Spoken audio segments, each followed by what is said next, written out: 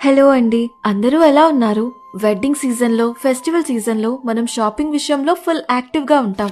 కొత్త కొత్త డ్రెస్సెస్, వాటి మీదకి మ్యాచింగ్ జ్యువెలరీ సెలెక్ట్ చేసుకోవాలి. మనకంటే పర్లేదు, ఈజీగానే అయిపోతుంది. పిల్లలకి షాపింగ్ చేయాలంటేనే చాలా పెద్ద టాస్క్ అయిపోతుంది అనుకునే వాళ్ళు ఈ వీడియో మిస్ అవ్వకుండా చూడండి. మొన్న మనకి గుంటూరు నుండి శ్వేత గారు కాల్ చేశారండి.